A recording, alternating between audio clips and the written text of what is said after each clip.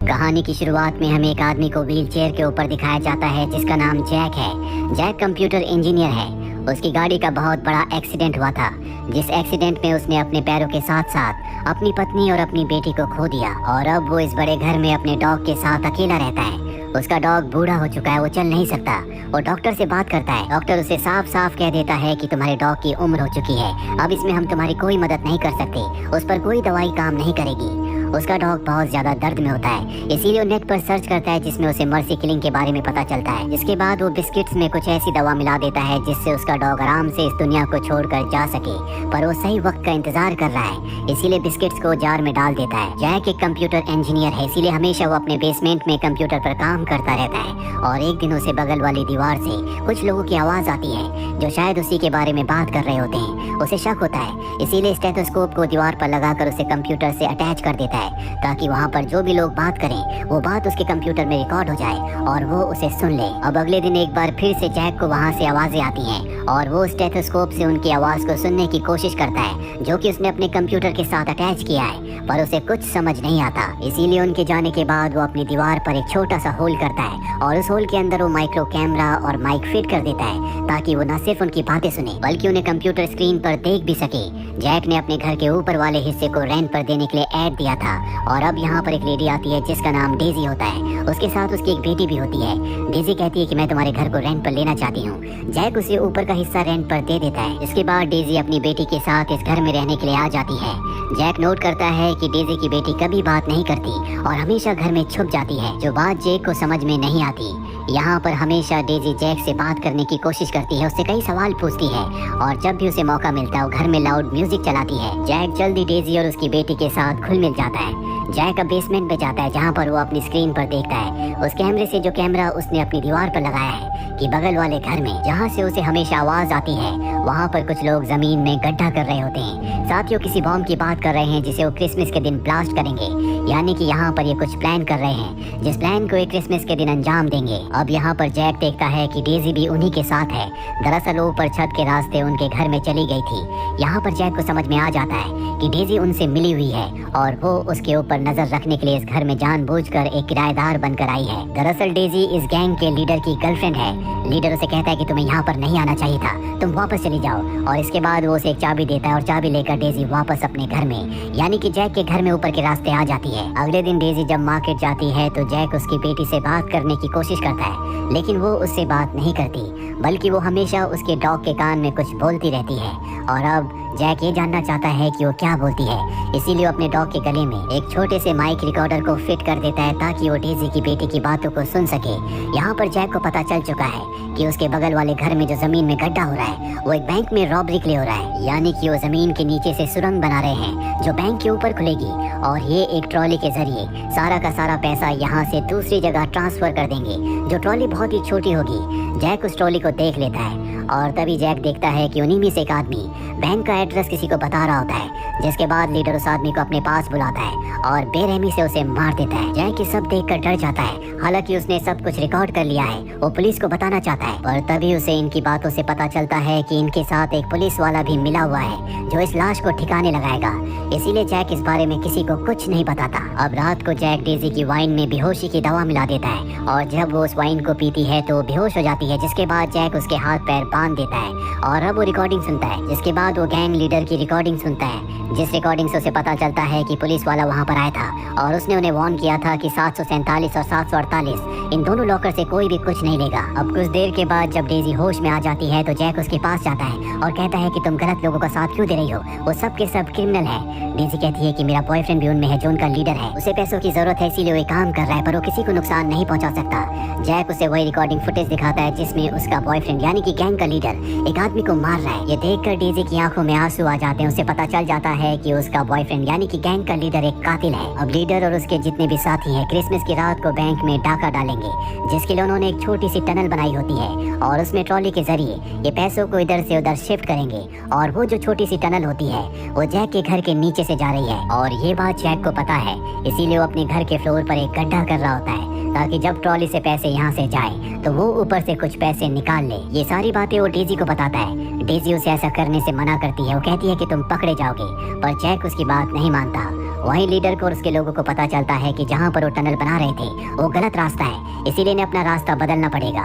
साथ ही उस ट्रॉली को भी बदल देते हैं जिससे पैसों को एक जगह से दूसरी जगह शिफ्ट करना चाहते थे। अब जिस बॉक्स का ये इस्तेमाल करेंगे ये ऊपर से बंद है, जिसका मतलब ये है कि जैक ऊपर से पैसे नहीं निकाल सकता, जिसकी वो बहुत वक्त से प्रैक्टिस कर रहा था। जैक का पूरा प्लान बिगड़ चुका है। अब रात को चुपके से फर्श के अंदर नीचे टनल में जाता है और पूरी टनल को चेक करता है, जहाँ पर उसे एक पानी का पाइप दिखता है जिसका वो मेजरमेंट लेता है। और तभी वो देखता है कि लीडर और उसका आदमी टनल के अंदर आ रहे हैं, इसीलिए वो छुप जाता है और उनके जाने के बाद बड़ी चालाकी से वापस अपने घर में आ जाता है, जहाँ वो देखता है कि डेजी की बेटी घर पर नहीं है। तभी उसकी नजर मॉनिटर पर जाती है, जिस मॉनिटर से वो रॉबर्ट्स को देखता है। वो देखता है कि डेजी की बेटी उस घर में है, लेकिन इस वक्त वहाँ पर रॉबर्ट्स नहीं होते, इसीलिए डेजी की बेटी वहाँ पर एक आदमी की घड़ी को उठा लेती है और अब रॉबर्ट्स वहाँ पर आ रहे होते हैं। पर इससे पहले कि वो डेजी की बेटी को देखते वो स्टेयर्स के नीचे छुप जाती है। अब वो आदमी जिसकी घड़ी डेजी की बेटी ने ले ली है वो अपनी घड़ी को नीचे ढूंढ रहा होता है, पर इससे पहले कि वो डेजी की बेटी को देखता, यहाँ पर वो पुलिस ऑफिसर आ जाता है जो इनका साथ दे रहा है। वो इन सबको एक कागज का टुकड़ा देता है जिस पर उन सभी लॉकर्स के नंबर होते हैं, जिन्हें खोलने के बाद अलार्म बज जाएगा। तुम्हें लॉकर नंबर 155 से कुछ डॉक्यूमेंट्स को लाना है जिनकी मुझे जरूरत है। इसके बाद ये सब के सब यहाँ से चले जाते हैं और अब डेजी की बेटी वापस आ जाती है, जिसमें जैक उसकी मदद करता है। दरअसल वो उसी टनल से नीचे गई थी जिस टनल से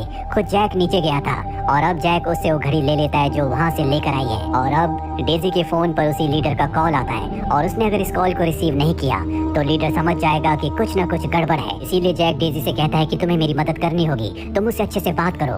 वो उसकी मदद करने से मना कर देती है, जिसके बाद जैक उसकी बेटी की उसे रिकॉर्डिंग सुनाता है, जो रिकॉर्डिंग उसने अपने डॉग के गले में रिकॉर्डर लगाकर उसकी बेटी की आवाज को रिकॉर्ड कर लिया था। उसमें उसकी बेटी बता रही होती है कि वो लीडर, जो कि डेजी का बॉयफ्रेंड है, उसने 2 साल पहले मुझे बहुत गलत तरीके से छुआ था। जब भी मेरी मॉम आसपास नहीं रहती तो वो मुझे गलत तरह से छूता है, और आज से 2 साल पहले डेजी ने बात करना बंद कर दिया था। इसीलिए हमेशा वो घर में छुप भी जाती है, क्योंकि उसे हमेशा डर लगता है कि कहीं उसकी मॉम का बॉयफ्रेंड घर पर ना आ जाए।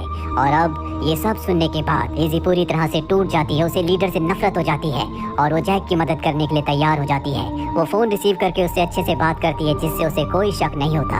और अब वो रात आ जाती है जब ये सब के सब बैंक में रॉबरी करने वाले हैं। वो रॉबर्ट्स नीचे टनल में बॉम्ब लगा देते हैं ताकि ब्लास्ट करके बैंक के अंदर जा सके, लेकिन इससे पहले कि बॉम्ब को ब्लास्ट कर दे, जैक नीचे टनल में जाता है और बॉम्ब को पानी के पाइप के साथ लगाकर खुद वो बैंक के फ्लोर को तोड़कर उस रूम में चला जाता है जहाँ पर लॉकर्स हैं। वो 747 लॉकर को खोलता है जिसके अंदर पैसे होते हैं, और वहाँ से पैसे निकाल कर वो वापस आ जाता है। जिसके बाद रॉबर्ट्स बॉम्ब को ब्लास्ट करते हैं, जिससे पानी का पाइप टूट जाता है, अंदर पानी आना शुरू हो जाता है। रॉबर्ट्स टनल से होते हुए उस जगह पहुँच जाते हैं जहाँ से वो बैंक के अंदर यानी कि उस रूम में जाएंगे जहाँ पर लॉकर्स हैं। उन्हें बिल्कुल भी शक नहीं होता कि बैंक का जो फ्लोर है वो इनके बॉम्ब से नहीं बल्कि उसे जैक ने तोड़ा है। अब ये लॉकर्स के अंदर से पैसे और जेवरात निकालना शुरू कर देते हैं और उस जगह भेज देते हैं जहाँ पर लीडर अपने भाई और पार्टनर के साथ है। लेकिन जब ये वापस आने की कोशिश करते हैं तो टनल में पानी इतना ज्यादा भर जाता है कि 2 लोग वहीं लॉकर रूम में फंस जाते हैं, लेकिन अब वहाँ पर भी पानी भरना शुरू हो जाता है। इसीलिए उन्हें अपनी जान बचाने के लिए उन लॉकर्स को खोलना पड़ता है, जिन लॉकर्स को खोलने के बाद अलार्म बजना शुरू हो जाता है और जल्दी यहाँ पर पुलिस आ जाती है। अब भी इनकी एक साथी टनल के अंदर फंसी हुई होती है। जैक उसकी आवाज सुन लेता है, वो उसकी मदद करना चाहता है, पर जैक को देखकर वो और जोर से चिल्लाना शुरू कर देती है। इसीलिए जैक उसकी मदद नहीं करता, जिससे उसकी मृत्यु हो जाती है। वहीं लीडर अपने भाई और पार्टनर के साथ सारे पैसे जेवरात लेकर इस जगह से निकल चुका है। अब जैक अपने घर से बाहर जाता है जहाँ पर पुलिस की गाड़ियाँ होती है। पुलिस को बताता है कि मेरे घर में पानी भर रहा है। पुलिस उसके घर पर आती है, लेकिन पानी भरने की वजह से उन्हें कुछ समझ में नहीं आता। यहाँ पर वो पुलिस ऑफिसर भी होता है जो उन रॉबर्ट्स के साथ मिला हुआ है। वो जैक से उसका नंबर मांगता है, लेकिन जैक अपना नहीं बल्कि डेजी का नंबर दे देता है। और यहाँ पर पुलिस ऑफिसर को उस पर शक हो जाता है, इसीलिए उसके जाने के बाद यहाँ पर गैंग लीडर आता है जो कि अपने आप को पुलिस वाला बताता है। हालांकि जैक को पता है कि वो पुलिस ऑफिसर नहीं है, लेकिन वो उसे अंदर आने देता है, क्योंकि अगर उसने उसे अंदर नहीं आने दिया तो वो उसे मार देगा। साथ ही ठीक इसी वक्त वो डेजी के नंबर से पुलिस ऑफिसर को मैसेज करके कहता है कि तुम घर पर आ जाओ। और अब यहाँ पर लीडर को पुलिस ऑफिसर का कॉल आता है। वो कहता है कि मैंने तुम्हें मना किया था कि 747 और 748 लॉकर में से कुछ मत लेना, लेकिन फिर भी तुमने उसे खोला, उसमें से पैसे लिए। दरअसल ये उसके खुद के लॉकर्स होते हैं और यहाँ से पैसे उस लीडर ने नहीं बल्कि जैक ने निकाले होते हैं। लीडर गुस्से में पुलिस ऑफिसर का कॉल कट कर देता है और अब वो जैक से पूछता है कि इस घर में कौन कौन रहता है। जैक बताता है कि यहाँ पर मेरी एक टेनेंट यानी कि किराएदार और उसकी बेटी रहती थी, लेकिन वो दोनों एक दिन पहले यहाँ से चले गए। और तभी डेजी की बेटी वहाँ पर आ जाती है, जिससे जैक का झूठ सामने आ जाता है। लीडर समझ जाता है कि जैक उससे झूठ बोल रहा है, इसीलिए वो अंदर जाता है जहाँ पर वो डेजी को देखता है जो गहरी नींद में होती है, क्योंकि जैक ने उसे नींद का इंजेक्शन लगाया है। अब वो बाहर आकर जैक से कई सवाल पूछता है। जैक उन सभी सवालों के गलत जवाब देता है, जिससे लीडर को गुस्सा आ जाता है। वो उसकी व्हील चेयर पर लात मारता है, जिससे वो नीचे गिर जाता है। इसके बाद उसके सभी साथी जैक को बहुत बुरी तरह से मार मारते हैं। और ठीक उसी वक्त डेजी के मोबाइल पर पुलिस ऑफिसर का कॉल आता है। वो कहता है कि मैं घर के बाहर हूँ। यहाँ पर पुलिस ऑफिसर को लगता है कि सब के सब आपस में मिले हुए हैं जो उसे धोखा दे रहे हैं। दरअसल ये पूरा का पूरा जैक का प्लान होता है, इसीलिए उसने पुलिस ऑफिसर को अपना नहीं बल्कि डेजी का नंबर दिया था। और अब वो उस पुलिस ऑफिसर को घर के अंदर ले आता है, जिसके बाद ये सब उस पुलिस ऑफिसर को बहुत बुरी तरह से मारते हैं। वो कहता है कि ये नंबर मुझे जैक ने दिया था।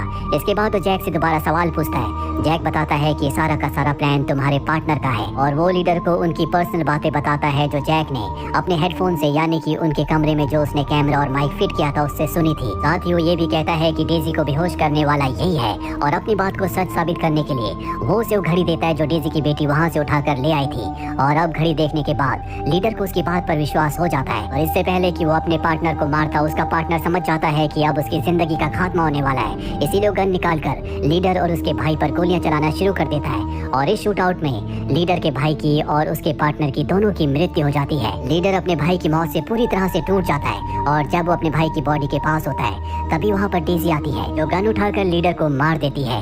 और अब यहाँ पर पुलिस ऑफिसर है, वो कहता है कि मैं तुम्हारी मदद करूंगा। वो इन तीनों की बॉडी को अपनी गाड़ी की डिक्की में रखता है। इसके बाद वो जैक से कहता है कि मुझे पता है कि तुमने लॉकर से पैसे लिए हैं, वो पैसे मुझे लौटा दो। जैक पैसे देने से साफ साफ मना कर देता है। साथ ही उसे वो वीडियो दिखाता है जिसमें पुलिस ऑफिसर लीडर और उसके साथियों से बात कर रहा है। और अब पुलिस ऑफिसर के पास यहाँ से जाने के अलावा कोई रास्ता नहीं है, पर जाने से पहले वो जार से बिस्किट निकाल कर खा लेता है। ये वही बिस्किट है जो जैक ने अपने डॉग के लिए बनाए हैं। अब पुलिस ऑफिसर गाड़ी लेकर यहाँ से निकल जाता है। रास्ते में बिस्किट अपना असर दिखाना शुरू कर देता है, जिससे पुलिस ऑफिसर की मृत्यु हो जाती है और उसकी गाड़ी का एक्सीडेंट हो जाता है। वहीं हमें जैक और डेजी को दिखाया जाता है जिनके ऊपर अब कोई खतरा नहीं है और अब ये मिलकर अपना एक नया परिवार बनाना चाहते हैं। इसी के साथ ये फिल्म, ये कहानी यहीं पर खत्म हो जाती है। उम्मीद करते हैं कि ये कहानी आपको पसंद आई हो।